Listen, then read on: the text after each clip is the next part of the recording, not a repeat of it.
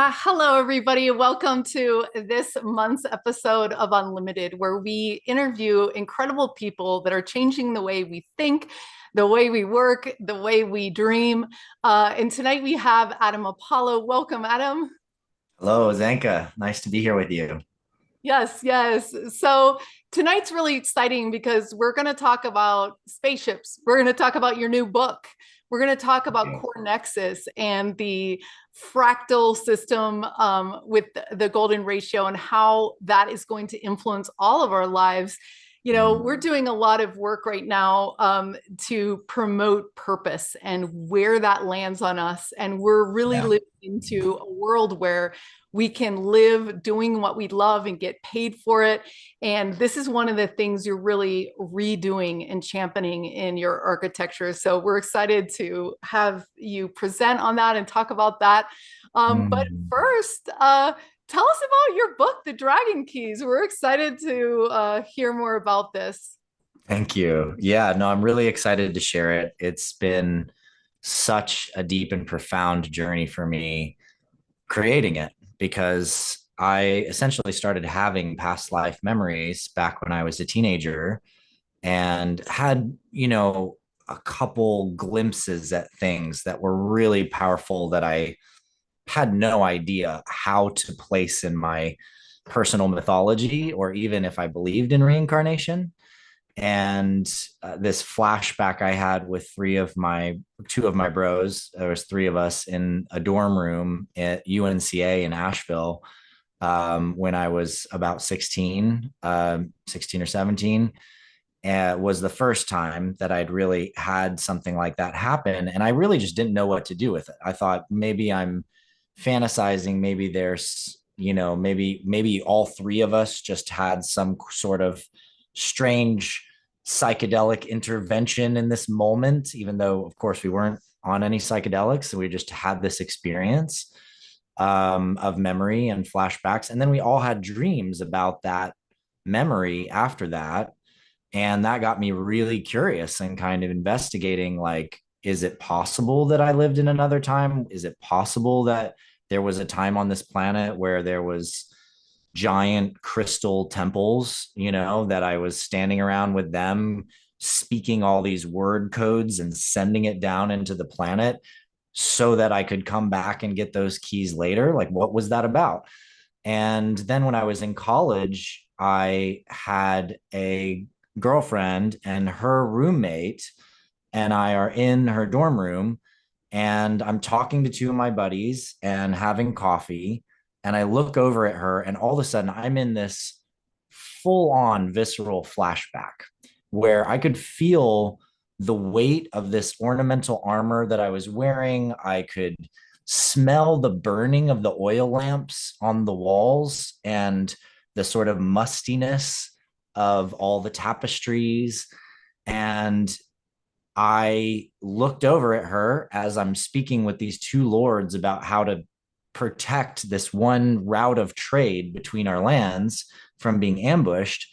And I feel all of this love and all this intensity. And she's giggling, laughing with her hair up in this gown with these ladies. And then all of a sudden, I'm back in the dorm room, and my friends are looking at me like, dude, are you okay? And I go out, get a drink of water from the water fountain out by the elevators in this dorm building and come back in, and she's in the bathroom washing her face off, and she looks at me with these eyes, and I'm like, "Wait, did you?" And she's like, "Oh my god, you did too?" And that was the second time that I'd had this fully synchronistic exact memory at the exact same time as somebody else. And I thought, that's really intense. And I don't know what to do with that. And I started having dreams with her. I end up at a Halloween party, and this guy comes to the Halloween party. I didn't really know him. He was interested in one of her friends, and he gets really drunk and he starts calling us by the names that we remembered in our dreams from that exact same time that we had this flashback, that same lifetime. And he's crying and he's apologizing to me for burning villages, coming to my castle, laying siege, and battling me to the death. And we killed each other. And when that third person verification piece happened, somebody I didn't even know, there was no reason this guy should have any clue. I mean, I was literally dating this woman's roommate. So I was not with her. We couldn't tell anybody about what we were experiencing. And all of a sudden, now I'm faced with this thing that is undeniable scientific data. And that got me really starting to investigate. Who am I? What are my lifetimes? Where have I been? And I started taking it seriously when I had the feeling that I knew someone. I started wondering, how do I know this person? Where do I know them from? And this began a cascade for me of piecing together lifetimes on this planet all the way back until the pre-Diluvian era. And then eventually I began having past life memories on other worlds with other people. And I now have documented, over 100 people that I've had extraordinarily powerful past life memories and experiences with. Some of these people were my daughter in a past life, or my parents in a past life, or my lover, or my family members. And those kinds of connections are so visceral and deep, they're undeniable. And eventually I thought that I was just doing all this documentation just so that I could actually help people understand that this is real. But as I wrote down a lot of my stories, I started to feel like it's selfish of me to just keep all of this awareness, because many of my memories, when shared, trigger other people's memories to know who they are and where they came from. And so the work has actually become this massive 4-book series, the first of which is really a deep dive into a series of galactic lifetimes that I think will clear up a lot of misconceptions about our relationship with other worlds and other species out there, and open people up to a deeper understanding of who we truly are as a human species on this planet. That is so fascinating, Adam. I had an experience where that's right. Like I was in a dream and my friend was in the dream, and I called him first thing. I hadn't talked to him in weeks, and he was like, "Oh, I was up all night. You were in my dream. I was showing you this time, device." And so I really, we don't know anything. Well, we do know some things, but in general, we are just scratching the surface of who we are as we dream, who we are in this multi-dimensional way, who we are in our past lives. And, this is common knowledge that people say we karmically go back and forth with the same groups over and over. You're my dad, you're my boyfriend, you're my kid. Like it goes over and over and over again. Well, when you really, really, really love a soul, and some people even say this, like, I'm never letting you go. Like, I will always be there for you to love you. And when you say things like that, these are powerful codes. These are oaths that you're making. And so, yeah, I just have a lot of people that I owe my lives to across many lives, and who I love so deeply and so dearly that it's such a tremendous honor and pleasure that I get to incarnate with them in different time periods. Yeah. Yeah, the Anam Cara. Yeah, the Anam Cara. Yeah, the Celtic wisdom base around this. Yeah, interesting. I like the aspect of that it can show up as a lover, a family member, or someone who's there to keep us on track. It also can be confusing. Like, because you have somebody and you're interested in them and you have this attraction between you. This happened to me actually, where I had this attraction with this woman, and I was really excited to explore that attraction. And then I had this extraordinarily powerful and visceral memory of her being my daughter. And it changed my attraction. Like, it changed my field with her. And I had so much desire to connect with her, to be close to her, but it turned off all of my sexual charge instantly. And it was a fascinating experience. And I could tell in the journey with her that it was, you know, and we talked about it, that it was difficult because there was definitely more there that we wanted to experience, but some part of my psyche having this really direct and visceral experience of her as my daughter was just not letting me open up that way and experience it that way. And of course, I've had other people where I've had many different roles with someone that I played in different times. And that's more of like a game of like, well, what is our connection now? And what does that look like? And it's also hard when it's, you know, someone that you killed in a past life or who killed you, and you also knew them in another lifetime. So there's other context, but there's still this deep feeling of like, if I turn my back, are they just going to stab me and kill me? Like, you know, could that just happen any second? You know, it's very strange feeling. And I think we all have had these feelings with people, and we just don't know why that is. Like, why don't you trust that person at all? Like, why is there nothing there?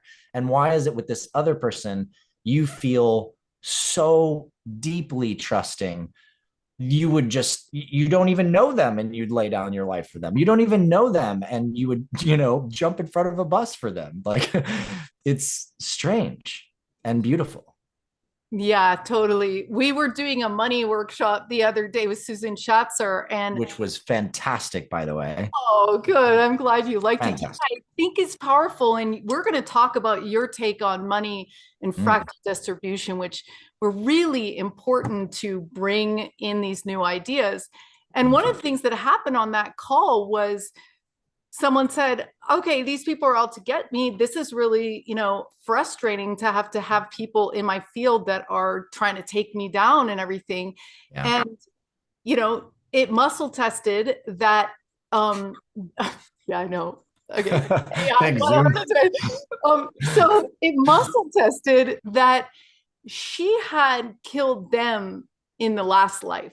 Uh-huh. So they were just coming back to do that eye for an eye, tooth for a tooth. And I think that's where we're being called as leaders today. Right now, everyone who's listening is leading the way to this next evolution, because you're Yeah. on Portal 2 Ascension, you're on New Realities, you're on LightNet, you're on Apollo's stuff. And that means that in a way we get to take the high road, because we realize we're all just playing characters to help us evolve. And the end game is orchestra. The end game, total collaboration. The end game is that we put these petty, you know, I did this eye for an eye thing down so we can experience some of what you're building right now, which is this, we can do awesome stuff for the planet. We can steward the planet. Why don't you talk a little bit about that? But before we do that, Sure. tell them how to get your book and what, you know, these, you know, you talk about like titillating stories of all these like ins and outs that you're weaving together. So tell people how to get your book. And then we want to hear also about your vision for our economic future. Yeah, you bet. You bet. So the book's website is thedragonkey.com, singular, not plural. And the dragonkey.com, what I have set up in there is something called the Inner Circle, where you can access the book. You get a full, you know, EPUB download that works on tablet and mobile and Kindle devices and phone and etc. You also have a deeply media rich, fully illustrated version of the book online, because I can't put as many graphics and illustrations into the print book. So it's an opportunity to really see it through my eyes and get some of my visions and some of my ways of expressing the magic that's in the book. And I also have a membership level where I will give you early access to my audiobook recordings, because I'm just recording each portion and chapter at a time. And so I'm going to be releasing those layer after layer to the audience online first, that are part of my Inner Circle first. And the published paperback version will be released on Amazon, and it's looking like it's probably going to come out at the beginning, either right at the end of this month or early the beginning of next month. And I'm really excited to get the paperback version done. But it's been so rewarding and fulfilling to have this beautiful, small, tight knit online group that I'm on this journey with as I'm opening it up, because I'm getting souls and people who their lives are being transformed because they're literally reading about parts of their own stories from the past. And I'm doing Q&As with that group as well. So I have one tomorrow, for example. So if you jump in my inner circle, you can join that Q&A and kind of get a jump start on the book and its experience. But yeah, come and join, get on there. And if you don't join the online membership, you can always just get on my list at adamapollo.com. And as soon as the paperback version is ready, I'll be releasing that and sending that out to everybody. Cool. What a cool thing to be doing. Dragons. Everyone's talking about dragons. This is our yes. And we need the dragons. I applaud you for finding the courage to put out this book, because these are the kinds of things that that we're not talking about that can help us put this whole picture together and have it all make sense. And you're starting a conversation in a great way. What's your deal with dragons? Let's do that before we dive into the other thing, because I know a lot of people are resonating with dragons this year, especially.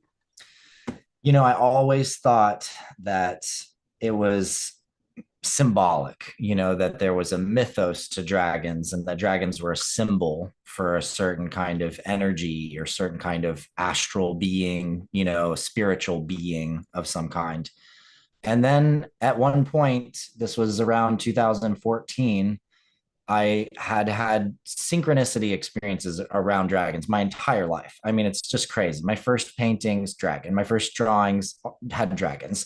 My first stencil that I ever made to do spray paint was a dragon weaving all the elements. And I don't know why. I just did, because that's what I wanted to create. I could create anything. I'm going to make a dragon. And I didn't even have a lot of movies when I was growing up that were about dragons or anything like that. It was just always deep in me, part of me. And finally, in 2014, I have this healing experience with this amazing healer, Caitlin Naramore, who's an amazing guide and coach and teacher, and a longtime best friend of mine. And all of a sudden, as I'm getting in this experience and she's doing somatic work using my wrist, all of a sudden I see myself, I'm inside this thing that looked like pulsing veins and blood, and like there's light that's like coming through it, and then it starts to crack open, and I'm like, what is going on? And it's like I'm in this pulsing bloody thing. And then all of a sudden, as the light comes through and it cracks open, I see these two big dragon heads come down and look at me. And they're just looking at me with these beautiful eyes. And all of a sudden, I realize I'm a baby silver dragon and I'm cracking myself out of an egg.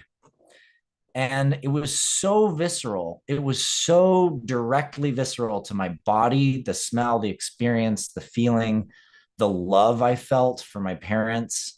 And that started a wave of memories coming, where I realized that I was actually a physical dragon in another world. And eventually I tracked it down, and I was in the Andromeda galaxy on a planet there. And that my dragon tribe, who now I've documented all these people, hundreds of people that I've met in my life who are also dragons, and they have more or less memories, but they know they're a dragon. They know beyond a shadow of a doubt.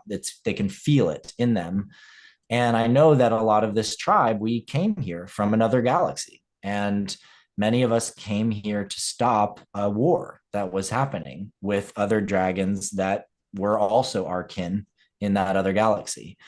And all of that sounds, I'm sure, to the layperson and the person who's maybe just tuning in to check this out, like, whoa, that's far out. Like, really? But I can tell you that as someone who's questioned all of this stuff and questioned my work for so many years, to get down to the basis and the truth. Some truths are just self-evident. They are absolutely self-confirming. And once you touch those truths and you know those truths, literally the entire universe will shape itself in the forms necessary to confirm it for you. And I realized that it explained so much about my symbolism and the connection that I had to dragons in all of these different lifetimes. Because I had so many lifetimes where the dragon symbolism, energy, ritual, ceremony, naming, all of these things were critical to my soul path. And it just made so much sense. Like, oh, well, duh, because that's actually who I am as a soul. And I've just been playing in these humanoid forms for a very long time in service to all life. Yeah, you talked about how in that healing experience, that somatic experience, you had a trigger, a flood of memories come back. And when we were in Japan, we had Lane Buchanan, who's a famous remote viewer, speaking, and he was talking about his contact experience. Now, he is a very reputable government employee that was doing remote viewing. He was like, look, I never remote viewed UFO ships for the government. I was hired by congressmen or government officials. He didn't say congressman, government officials and other business people to do those remote viewings. But one of the things he said was, and this goes to, for all the people that are like, whoa, this goes to both of the things you've highlighted tonight. Yeah. He woke up from a dream and he had this feeling that he was in his backyard and he had, gone on a spaceship, learned how to fly it, and was having this whole experience. And he said that he asked in the experience, can I remember this? And they said, no, you cannot. We're going to be wiping your memory. You're not going to, you're not going to remember this. Right. And so he said for 25 years, he told his wife, he'd get in his car and then he would tell his wife, I forgot something in the house, and he wouldn't remember what he forgot. And he'd be like, always something nagging at his mind. Oh, and no. At one point, his wife said, oh, you're going to check the bedroom? You can check the backyard while you're at it. Was this flood of memories that came back. Oh, wow. And he was like, I'm getting chills just talking about it. And he was wow. like, oh my gosh. Then he remote viewed on it. And then he called the best people in the world remote viewers, and they remote viewed on it. Yeah. And eventually he was visited by the Men in Black, and then they asked him how to run a spaceship. And he eventually saw the part of the spaceship physically in a container. And he said when he got verification from his friends, verification the memories came back, verification of the physical UFO component, then he said, it took me 6 years, but now I cannot deny that that happened. Right. So the kinds of things it takes a long time to accept these kinds of experiences, and it's okay. And the reality is that most people out there, most people that you meet, if you just walk up to any random person, it's likely that they've had experiences, phenomenal, amazing experiences, psychic experiences, other worlds, other dimensions, astral travel and sleep time. They met a friend and they both had the same dream, like all of these kinds of things. But our generally accepted society, culture, and framework of academia, all the way through down to what we accept as the reality paradigm that we're all in, keeps people from sharing that information because they don't want to be ridiculed. They don't want to be made fun of. They tend to then dismiss it in themselves to a point where I don't even know if that really happened. I've literally gone through something. I've gone through things with people where this incredibly phenomenal experience and miraculous thing just happened. And 5 minutes later, they're like, did that just happen? Because they haven't built the neural pathways to even accept that experience at all. They have not given themselves any contextual relevance to allow themselves to have any understanding of what just happened. And so it's easier to let go of it and or pretend it didn't happen than it is to hold on to it and try to explain it. And for me, I'm just I'm just obsessive with understanding and knowledge and science and all these things. So, give me something to chew on that is a mystery, and I'll chew on it until I get the juice of the truth out of it. I love that. Yeah, everyone who's watching, go ahead and hit a like, support this kind of courage that it takes just to say, this is this I love what you're saying, Adam. This is my curiosity. Because I'm like that too. I want to know the whole thing. I don't want to know parts of it. Otherwise, I can't really wrap my mind around things. So thank you so much for bringing these topics out. It's great. Yeah, now, Adam, I'm really curious about your CoreNexus. Could you go into that and kind of explain Sure. at the technical level and kind of the layperson level? Absolutely. Yeah, I mean, I'll just start with a little bit of the story if you want, because it helps to kind of gain context. So when I was 18, I had a friend and we sat up in the attic and smoked some weed and got into a conversation about something that we saw as uh, a website system. We called it Connections. This was in 1999. And we were like, yeah, what if there was a way you could use the internet to track all the connections you have with people and with things, and you could talk and you could communicate? It was a cool idea. There was no Facebook, there was no MySpace, there was no tribe.net, there was none of these early platforms really around at the time. And for us, we were just, high school kids with a cool idea. But then many years later, I met a brother named Harlan Wood, and he's my CTO and co-chairman of my company now, and my co-conspirator and creator and all of this magic. And we got into these deep conversations about, how do we leverage technology and the internet to augment human consciousness? How would it be possible to bootstrap a planet into enlightenment if you had the right kinds of tools? And he'd come out of a 10-year meditation school in Australia. He had this beautiful vision of something called trust exchange, where we would use these new kinds of systems and new kinds of identities to be able to see the landscape of energetics and trust between people in the world. And what would that do if we could apply our trust to organizations, for example, and companies that are publicly traded? What if publicly traded companies in Wall Street weren't growing, and gaining money or losing money just based on speculation and how people's buying and selling was going? But what if that was also informed by our trust in those organizations, and not just, good or bad, but maybe some companies you trust really well in a certain area, but you don't trust in another area. Like they've got a great product, but they're crappy in the environment, right? And his vision with that and my vision with what would an interface look like if that interface was designed in a way that enhances and supports your consciousness being able to remember what you see, to understand the patterns in what you see, and to better and more deeply grasp what you're actually looking at. And how would you do that? How would you make something support your own consciousness as you're looking at it? Because in those days, I mean, every website was, this flat surface thing. And there was a little bit of flash websites, that were around. Every once in a while, you'd see this really cool 3D website.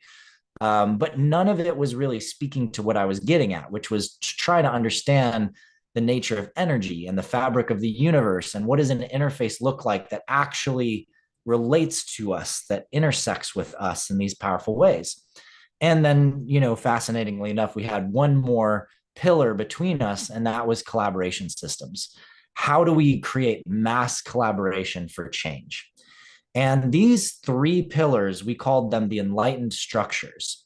And these enlightened structures, we believed could support a hyper accelerated awakening of the planet into a new way of operating and a new way of being if these technologies were developed.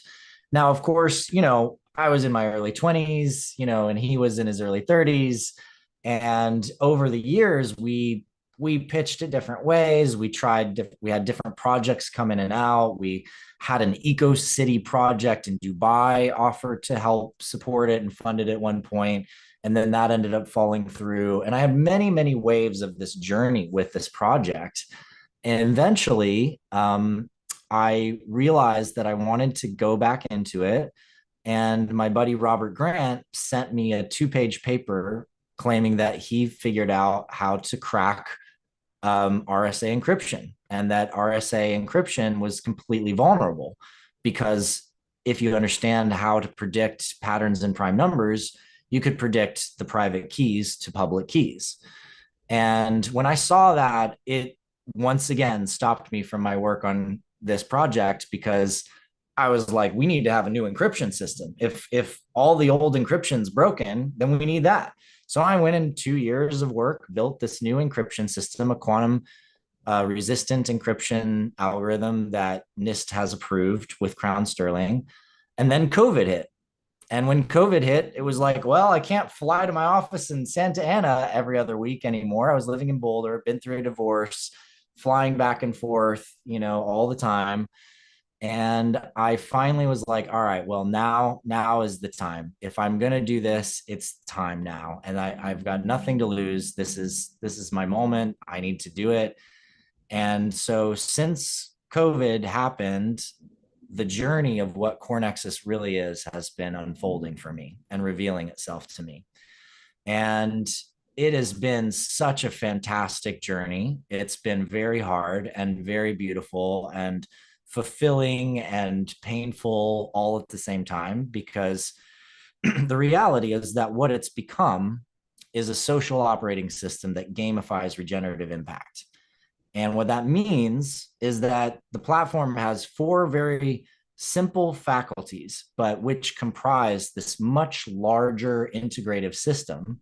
And that is that you can take back all your social network data from every major social network, and you own and control that data with your own decentralized identity. Pillar number 2 is now you can leverage that information and anything that you already have to create any kind of digital products you want. Courses, episodic content, media content, audio content, fractally structure it however you want so you can nest things inside of other things. And because of AI, we're now able to supercharge that so we can take existing content on your hard drive or in your social ball and help you create faster and easier and more efficiently. Every time you sell any kind of digital content in our system, you can split royalties from that sale to anyone that you collaborated with. So maybe you had a friend that made this really cool image and you used that image in your video or the soundtrack for your video. Or maybe you took somebody else's video and you put it in your course. Well, when that course sells, the video creator, the audio creator, the clip maker, the animator, whoever, everybody gets paid automatically. And we can do that 1,000 levels deep. And also, because of that, it enables us to let any person selling any digital product donate 1% up to 100% to whatever area of impact they care about. And at first, I thought, we're going to be really good friends to all the charities out there because they're going to be stoked about how much money we're like giving away to all these charities. And then I realized the charities are broken. So many of these giant NGOs and nonprofits, all the money is going to admin fees. It's not actually going to the change. And I can't tell what happens. If I give Goodwill or if I give the Red Cross $100, what happens to that money? I have no idea, right? I can't see the world change. And in reality, a lot of times it's not. And I realized one night that this system that the same exact structure I built to make courses and make episodic content or whatever, I could repurpose it to enable people to create missions. And I suddenly saw all of these amazing leaders, all these people I've gathered over the years, all these incredible, visionaries out there. They could be creating missions to solve the world's biggest problems and address things all the way down to the minute level of like cleaning up a beach or a river or planting trees, all the way up to the biggest issues in society and culture and governance and life and all of that. And that we could take the funds donated by the people making money, selling their digital stuff, and attach it as bounties on those missions. So now, instead of having to go do some charity and clean up a beach or clean up a river, you can go clean up the river and then boom, $100 hits your wallet and you earn badges and you earn ranking. And suddenly I saw that the entire gig economy of all of these people doing TaskRabbit, Uber, Lyft, Thumbtack, you name it, instead of just driving people around or doing another job cleaning up toilets, they could be doing the actual regenerative impact work that transforms our planet, restores communities, changes the way we do things at a civic level, and be stoked about it and empowered by it. And I started to realize that what CoreNexus really is an engine for the creation of superheroes here to steward the planet. That's what it's always been. It's always been here to awaken mankind and consciousness and empower us to reach the next level of our potential as not just a planetary species, but a galactic species. And now I fully understand all the parts of it. All the pieces are getting built and constructed. I'm less than 6 months away from a major launch. I'm raising money to get there because, boy, this year has been hard on that front. The economy is really struggling.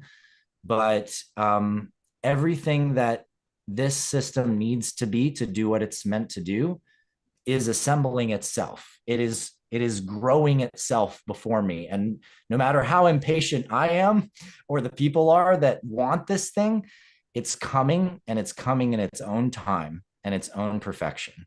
And I trust that now. And I'm allowing that now. So it can do what it's really meant to do. And I can be out of the way. Thank you so much, Adam, for holding that mission since they say sometimes people find their purpose at age 7. And in this case, it was this unforgettable conversation you had in high school thinking, and to see it being evolved over time into just what we need. I mean, it's incredible because you've told me that you can literally put your Facebook in, and instead of losing all the stuff you put in there or Instagram or whatever you're on, it can pull that out for you. And I love the part about, sharing the percentages. We used to sell NFTs and it used to be a super nightmare because God, it's terrible. You want to pay everyone, the salesperson, the person who introduced you to the buyer, to the framer, to the, like you said, like now, how do we collaborate if we don't have an economic system that supports radical collaboration, that recognizes contribution? And how do we quit our day jobs if we don't have these drip drop revenue streams coming in? And how do we save the planet when we haven't turned it into a fun mission game? So I love how you brought the gaming aspect into this. It's really quite profound. I remember one time you were talking about when you came, one of the iterations of the fractal distribution system, where, I don't know, are you still doing the golden ratio where so why don't you talk a little bit about that and how you came up with this idea, when it came to you, or just simply how it works. But it's interesting to see how you're evolving these ideas into practical technologies. Yeah, absolutely. And it'll answer a little more of Adam's other part of his question too, which was, what's the technical structure? How does this work? Um, you know, we live in a time right now where you have had for the last 5 years or so many people who are like, decentralized technology, that's the key, right? Web3, it's all about the Web3 tech. And the reality is that a lot of Web3 tech is sucks. It's terrible. It wastes energy, it wastes money, it's janky. I mean, I went to build NFTs too, and I went to sell them on OpenSea, and I wanted my team to be able to go out and market those NFTs. And I realized there was literally no way that I could track any of my friends making a sale. I'm like, come on, this is the 2020s, right? Like affiliate marketing and affiliates linking has been around since the 1990s. So what the heck? 20 years later, like we can't do that in our best, most advanced technology? Give me a break. And I started to realize there's a huge amount of problems with the existing blockchain structures and the way that they're designed. And that's, it's as obvious as looking at the fact that Bitcoin uses more energy for simply validating transactions than all of the buildings in all of the banks of all of the world and all their ATMs combined. So the entire world's banking system uses less energy in all their skyscrapers and everything else than Bitcoin uses for transactions. That gives you a sense of where there's a problem, right? And Ethereum, when Ethereum came out and was building up and growing, we were looking at it and we're like, interesting, there's so many groups that are going to go on to this chain that's going to be used for processing basic verification of data inside of an application.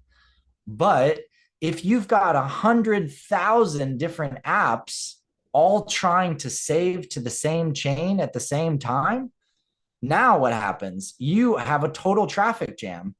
And this is why the cost of gas or the processing transaction fees in Ethereum can skyrocket. It can cost you over $100 sometimes to literally save a little tiny piece of text data about an image that you're minting on the blockchain, which is the worst efficiency ever, right? That's the worst ever. And even the best blockchains, the ones that use high efficiency, Lightning to the, a Polygon, all of the ones that have learned how to do this more efficiency by packaging data, they're still competing to save all of their data to the same single centralized ledger, which inevitably becomes the breaking point. And so I have some friends that 15 years ago, or actually almost 20 years ago now, I was working with on this project called Source Tree Commons, and Arthur Brock and Eric, good friends of mine, started cooking up this idea. And about 15 years ago or so, they began to formulate that idea into this plan called Holochain.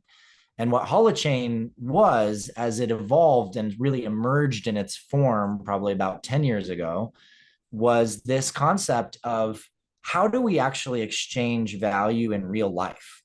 If I give you a $100 bill, this is my best way of translating it because there's really technical ways of translating it that most people just don't understand. But the simple way is to say, if I give you a $100 bill, what needs to happen? I need to know that you are who you say you are, right? So I look at you. I have your identity verification right here in the physical, right? I give you the $100 bill, and what do? You look at the $100 bill and you check it and you make sure it's actually got the encryption in it that tells you it's a real minted $100 bill that's going to work at the bank, right? When you take it to the bank, they verify it. It's a $100 bill. You take it to the grocery store, verified, it's a $100 bill. You get to spend it. But when I do that, nobody else has to know that I did that. So how does that work so efficiently for me to give you a $100 bill in cash, but our best technology in the world can't come anywhere close to that when it comes to the blockchain? And yet we're still just trying to validate that you didn't duplicate money, right?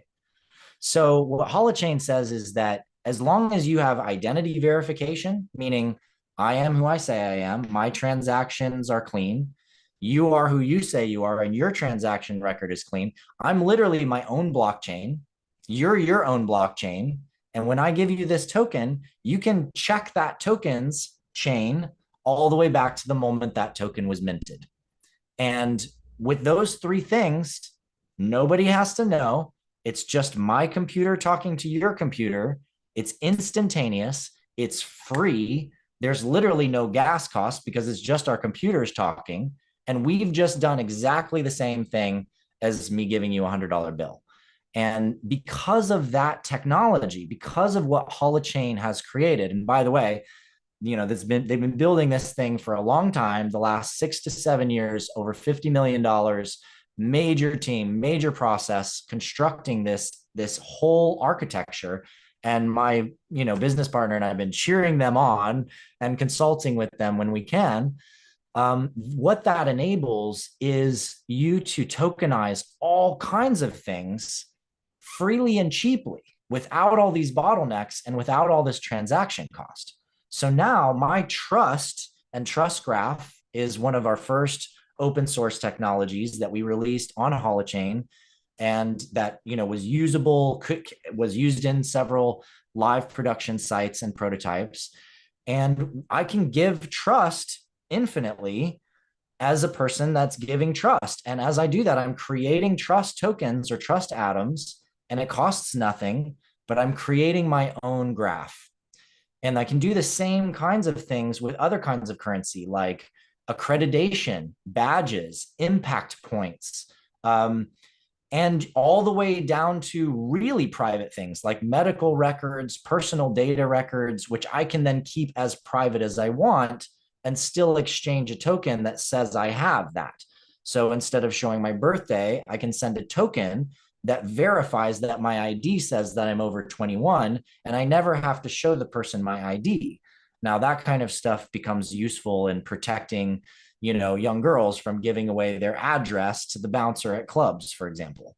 But for us, we started to see the potential to transform the marketplace and how we buy and sell goods. Because now if I have the power of minting something that's an irrefutable signed claim of truth about something, and that's a product, well, now I have the power to say, here's my irrefutable signed claim of the truth that I am the artist who created this artwork.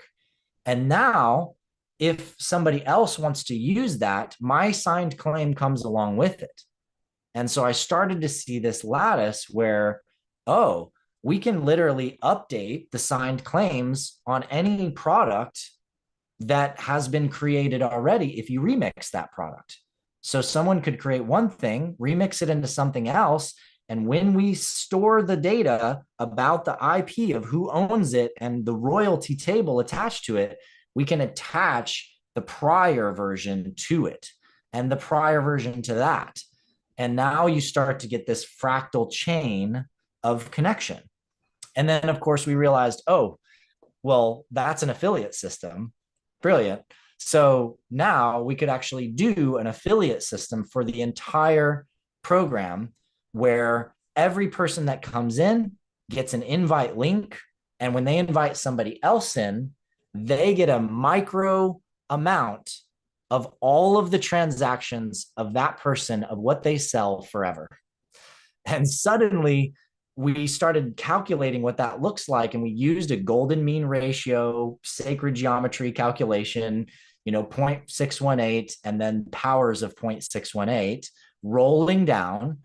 And what it looks like is this incredible system for essentially universal basic income.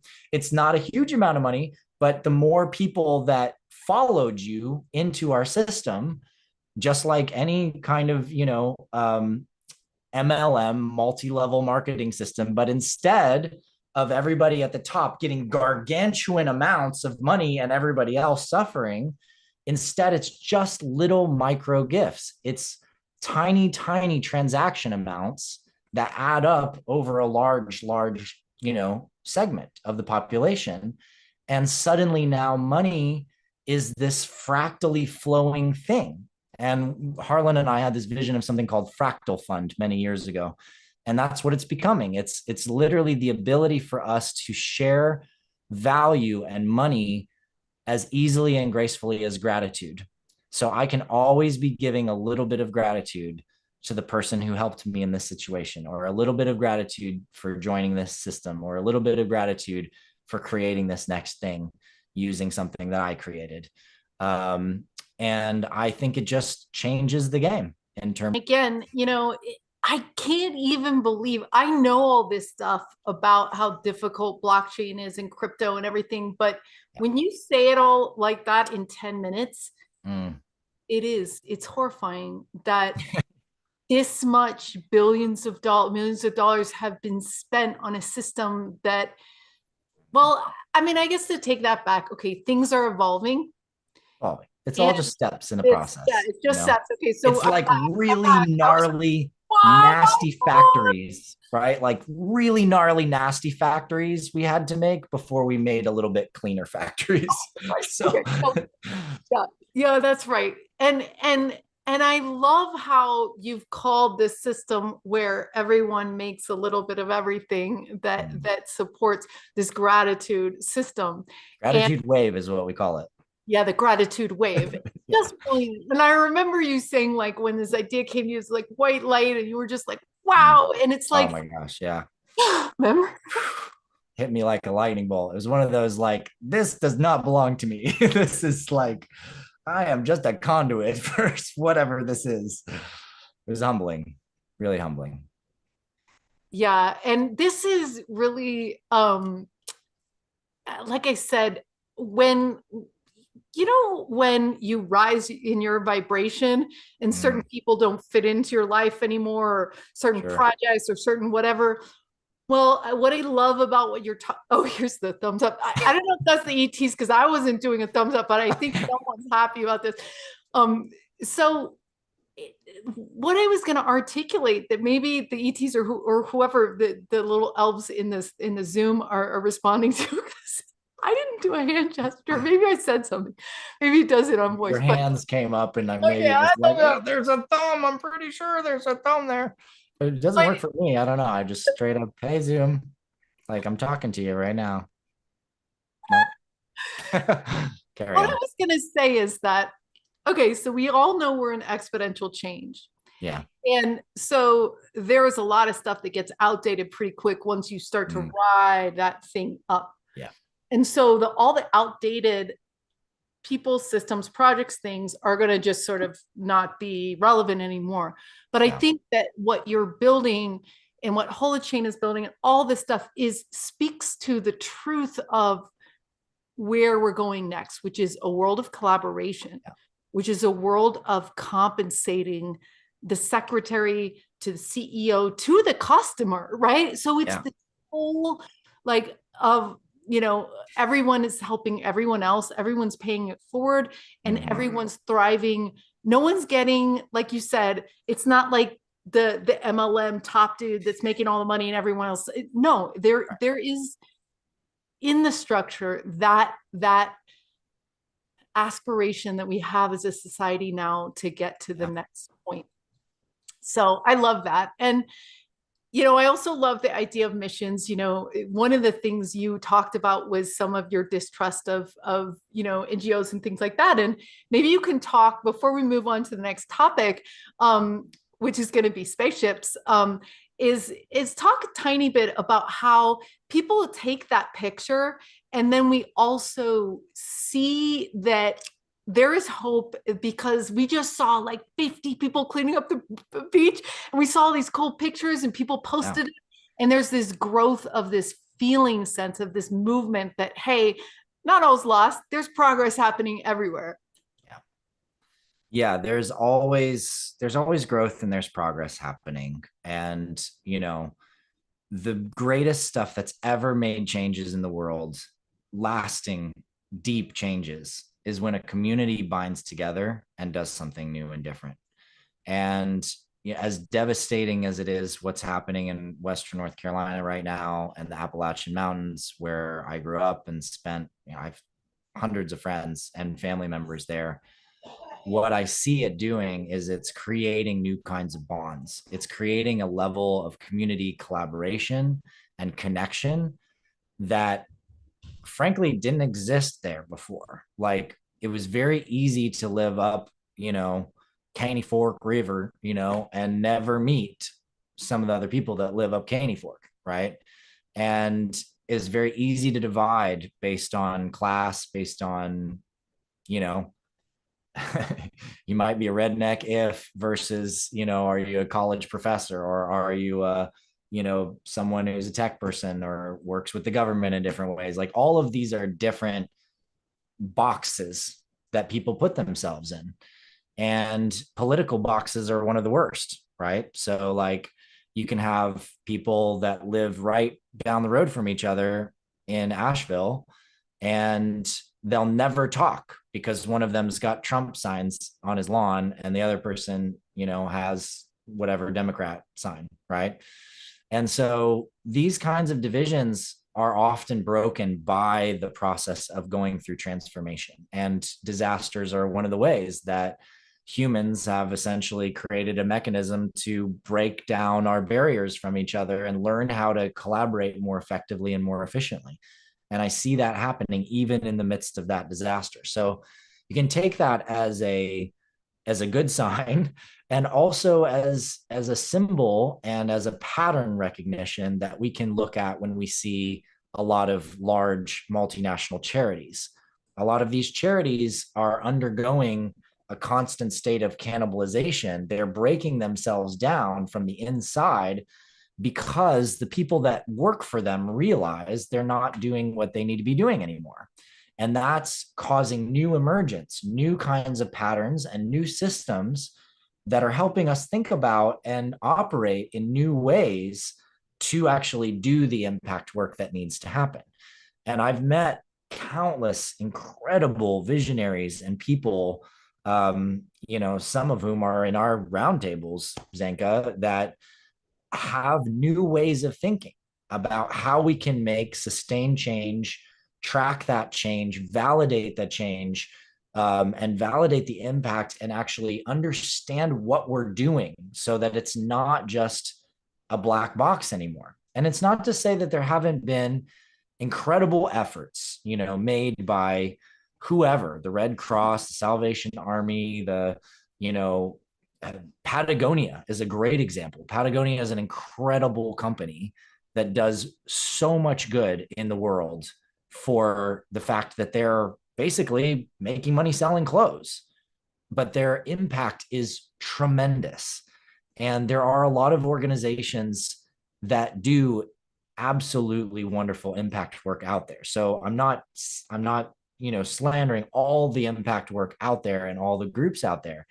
But I will say that there is a large amount of them that are functioning in an old way that's just not working anymore. The idea, even for them, that they have to do these fancy dinners with millionaires and billionaires and build up all of this money, mostly to just be able to pay the salaries and the wages of all of the people that are trying to raise money on the phone and do all of that and pay a fat CEO salary or executive director salary and all of the costs and the buildings and the stuff that then filters down to the actual impact amount that ends up being less than 10% in many, many cases. And so we're changing systems around how we do good and making that more efficient, more lean, more effective. And it all comes back to really synarchy, which is like, how do we get out of the hierarchy structure and into the structure where Joe and Jane and Muhammad and, Gina can go do the actual change. Why? Because they've got an hour free today and there's a mission that's local and they go do it and they get paid more than they would have gotten paid in any other little vocational gig job that they would have taken on. And we've just made the world a better place. And when it comes to disaster recovery, oh my God, CoreNexus's mission systems are a game changer for that. Like literally all the disorganization and sort of organization that's going on out there right now would be leveled up immensely. You could see all the things that need to happen, all the missions that are being tracked, all the people that are available to do those missions, all the money and where it's going to, and what missions and what bounties are getting supported, and also see the gaps. It becomes a real-time operation system for us to manage our worlds. That's what I'm getting at. And I realized it also is powerful for companies and corporations, because the top-down hierarchy of the executives having the brilliant ideas and then trying to get the managers on board with those ideas, and then the managers get the workers to do the ideas. And by that time, the workers are like, boss wants me to do this thing, it sucks, but I'm going to do it as soon as I can get off and go to happy hour and get drunk, like they don't want to even do the thing. And that entire world can change when you empower everyone at every level of your organization to create the missions and the tasks that have the power to change the direction of the company, to actually address the issues, which the workers are the ones actually in touch with those issues, to actually up-level and increase the company's success in all of these areas. So I think we also have a really beautiful, powerful enterprise corporate offering as well, which has really just been emerging recently.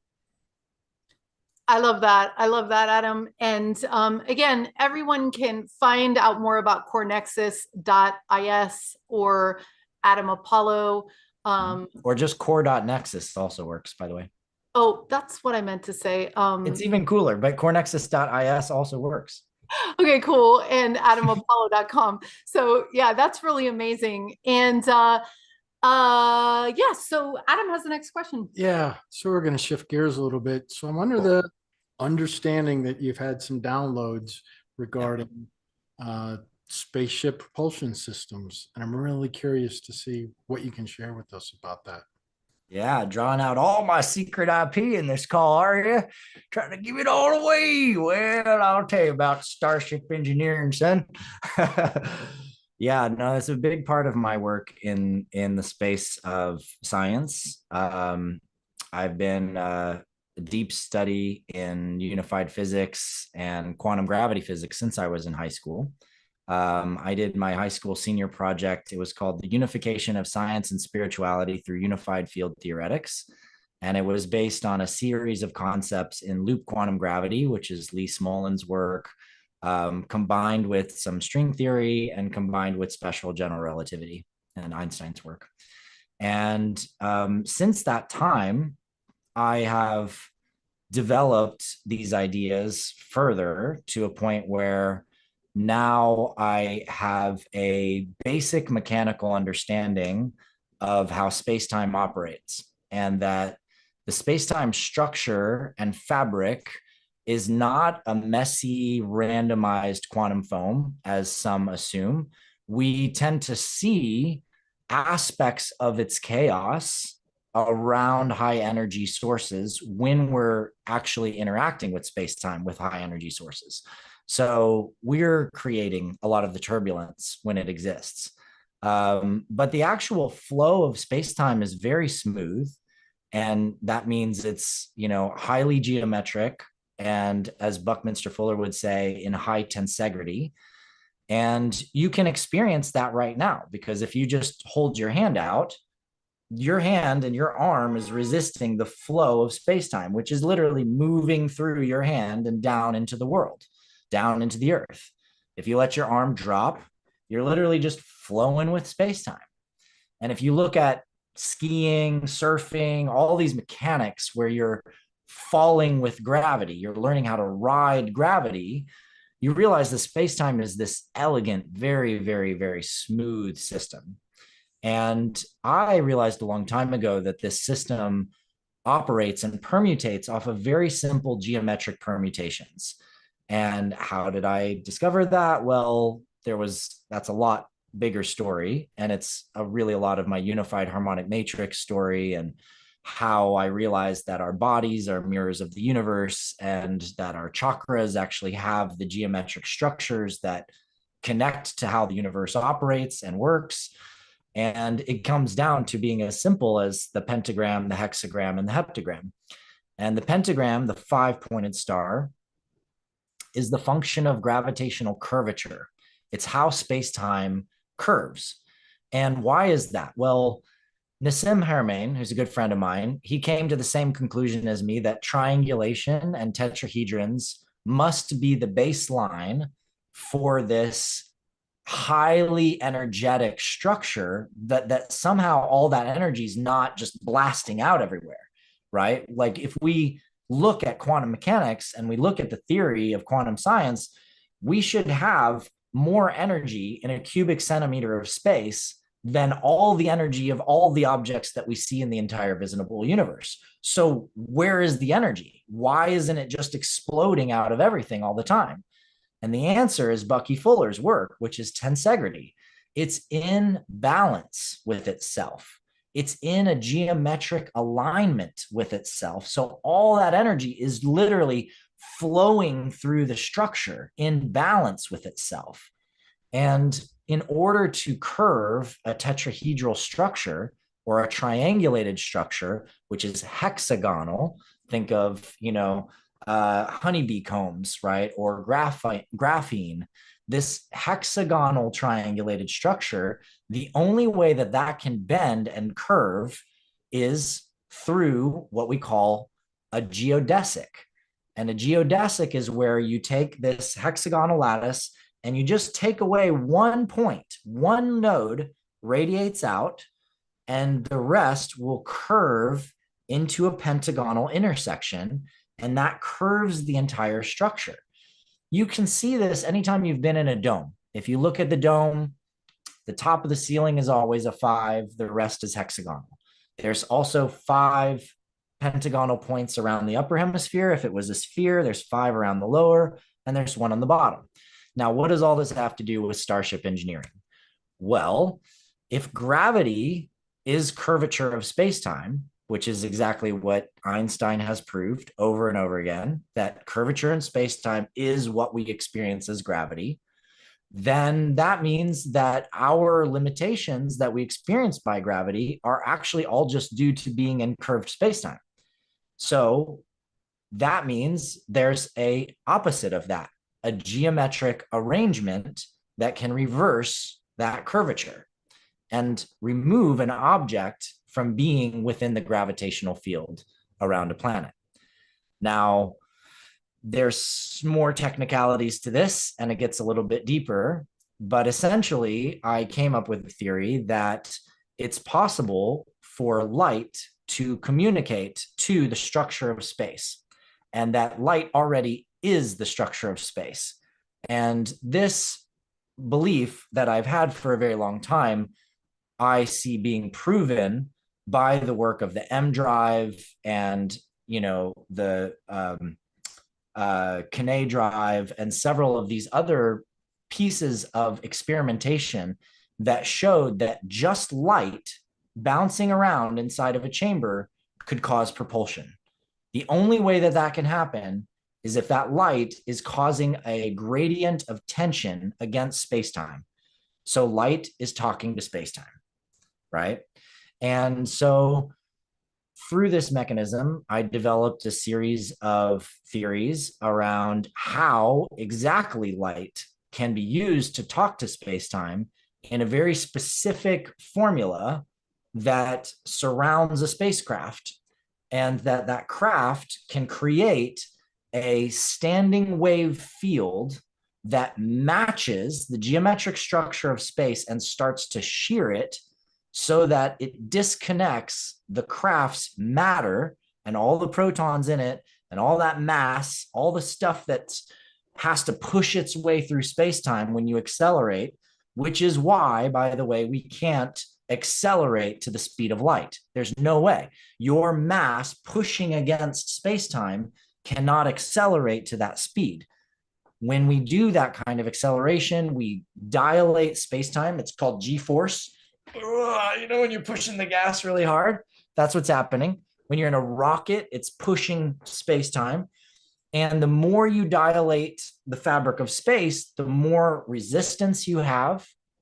And by the way, if you did accelerate up close to the speed of light, traveling to another star and back, well, you've dilated your own space-time. In other words, you'll experience that happening over maybe, a year, but on Earth, 20 years will have passed in that relative time frame because you've created a super deep gravity well that you're in, like next to a black hole. If you ever saw the movie Interstellar, they lost like 10 years, right? Just by being deep in the gravity hole. That's acceleration. That's what happens when you go up an elevator. You're dilating space-time just a little, hitting the gas in the car. And so I realized, well, if there is a mechanism of separating the craft from the surrounding space-time, now there's no pressure of acceleration. So that craft can move without any speed limit. Now, there's also additional realizations I had to have around how the heck do you navigate that thing? If it's not connected to the surrounding space, how do you jump to another star system? How do you relatively triangulate where you're going, where you came from, all of that. And I have codes on all of that stuff now too. But essentially, I realized that this is exactly how the ships work that are from other worlds. If you've ever seen a starcraft, and I've seen hundreds, maybe thousands, I don't know, lots over the years. I've literally watched shooting what looked like a shooting star turn a 90-degree angle. And it's doing that at like 10,000 miles an hour. And, the military has disclosed all of these photos and videos and all this stuff of craft doing this. And the physics of that is that if you did that in a car or in a plane, your body would literally just splatter into you would be just a pile of guts and muck. I mean, literally you're atomized almost in that level of impact and contact. You're just gone. So we know that they have to be controlling the gravitational field. That's obvious. But not only are they controlling the gravitational field, they've created an envelope around the craft separating the G-forces outside from what's actually going on in the inside. And that means you don't feel anything when you accelerate. And I had memories, and these are in my book, and I talk about where I literally had just this one little thing in my ship, and it was a gravity dampener. If I flipped it all the way up, there is zero gravitational connection. So I can go from 0 to 1 billion miles an hour instantly, no difference, no change. I'm just chilling, like as if I'm standing still. As soon as you turn on the gravity dampener, you start to feel G-forces. And those are fun to, it's fun to turn down the dampener and to feel more G-force when you're flying around in an atmosphere. And you want to have that like experience of like, oh yeah, whoa, that feels good. That's cool. Fighter pilots out there, you'll know what I'm talking about. Or people that like to drive their car fast. And so I've been piecing together my knowledge from past lives, along with my science in this lifetime and the leading edge physics in these areas. And I believe I have a good solution. So, for me, why build CoreNexus besides its planetary service? Well, it's also to make capital enough to build starships. Because, yeah, why not? I mean, if I'm not ambitious enough already, why not starships in my lifetime? Let's go. What are we waiting for? Yeah, I couldn't agree more. I couldn't agree more. It's just sometimes I'm like, oh yeah, I'm just building light net so I can research time. Actually, all the practical stuff. When Lynn Buchanan talks about the spaceships and stuff, he said that the ETs told him, they were like, you guys think time is crazy or complicated or whatever. He's like, wait till you figure out space. And so this seems like a well thought out, interesting idea set.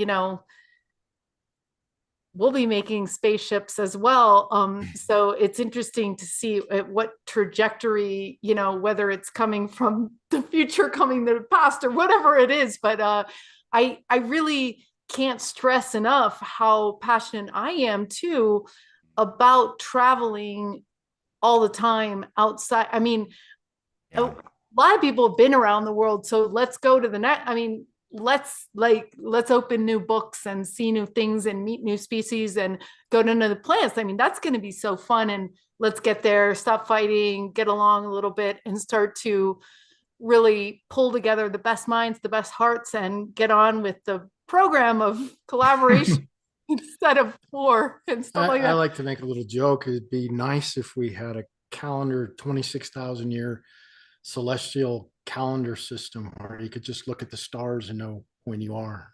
Sort of I got that joke for sure. Yeah, we definitely do. We definitely do. Yeah, and I mean what you're saying, Zenka, too, like people don't really grasp the significance of this necessarily off the bat, but it's basically like imagine you go out to get in your car, but instead of having to fight traffic to just get to the grocery store over there, you could literally go straight up, boom, you're over Japan, fly down, pick up some fresh sushi at a place, boom, back up, boom, you're in the Syrian system. You decide to have a picnic with the elves in the tree city with your sushi from Japan and have this lovely afternoon. And then boom, you know, you're in the Pleiades getting the most epic massage you've ever had in your life and hanging out, you know, at the beach at whatever time of day you want, by the way, because you can go to whichever part of the planet you want to go to at whatever time of day you want to go to, and then come back and you're home in time for dinner, you know, and you're back at the house. That's the level of freedom that we're talking about. And combined with this travel technology is also the fundamental understandings of the fabric of how space-time energy works, which means desalinate water, create whatever you want. Energy is unlimited anywhere. There's no more poverty around energy on this planet, which means there's also easy ways to create all of the things that we need to create for everyone to have a healthy and sustained life, including, by the way, replication systems, which right now we're 3D printing food, we're molecularly printing diamonds and gemstones, one atom at a time. The Star Trek replicator is next. And what does that mean? That means that we literally don't have to mine the earth anymore for the minerals that we need. We could literally molecularly assemble them. And that also means that there's never, ever going to be a scarcity ever again of anything, any kind of material, any kind of food, any kind of object. Everything could be created in a replication because it's literally just the geometry of space. You're just copying the geometry of space here to the geometry of space there. And the amount of liberation that happens on the planet with that, because by the way, you can copy gold and silver and all of that stuff. So all those things no longer become important. The entire economic system as we know it goes away. And instead, what's important is trust. What's important is currencies of reputation, currencies of what we give, how we show up, how we serve community, what we do for each other. And that incentivizes an ethical way of living as the foundation. Because instead of wanting to be rich, you just want to be the nicest, awesome person that you possibly can be so that people like you, so that you get to pilot the big starship, so that you get the leadership positions, you know, as an interplanetary ambassador. So everything is about to change in this world in ways we can't even imagine. But hopefully that gives you a little tiny grasp and taste of what's coming down the road. That's so great, Adam. I love talking about the future because we can get through some of the slower molasses hard parts. You know, it's almost like we could be lying in a bed like Avatar and just be, you know, anywhere doing anything. And in your version of the future, we all can have a spaceship. Yeah. And personal StarCraft. Why not? Yeah, of course. StarCraft. I love this. If you've loved this broadcast, please like, forward. We appreciate it. We're really excited to support Adam's book, Adam's CoreNexus project, and just his general life of bringing some of these things down and seeing the best future for us. In the last 10 minutes, we want to talk a little bit about what we're doing this weekend and also next weekend. And we also want to talk about what we're doing after that with you, Adam. So in 2 weeks from this Thursday, so not next Thursday, but the next, you're going to be coming back to meet with the collaborators at LightNet, which anybody's free to join. We'll drop the thing in the chat, but tell us this is a private workshop. What are you going to do with them, and how are you going to share your Jedi skills? Yeah, well, I mean, it's going to be Jedi training. So, we got to see where the crew is at. I'm going to give them some fundamental tools for understanding and working with reality and the way that reality is. We're all part of an energetic lattice, and there are some really important keys, that we all, I think, can use right now to enhance our capacity of self-awareness, understanding, and really get to the root of like what our mission is and what we're really here for. So yeah, I mean, I don't want to reveal too much, and it's an exploration, of course, with this incredible group. So come join us in 2 weeks and get some really direct, practical experience on ways that you can enhance your life and work with your reality more deeply. Very cool. I'm very excited. And Adam, do you want to talk about what we're doing in less than 24 hours? Yeah, this weekend we're gearing up for the Fashion Lab, which is a creative repurposing of clothing, and it's completely funded and attended by community members. And during that process, people are going to be designing new clothing, which culminates Sunday afternoon in a fashion show that will be attended by the public here in Sedona. Yeah, so Adam, I know you have been a fan of galactic fashion.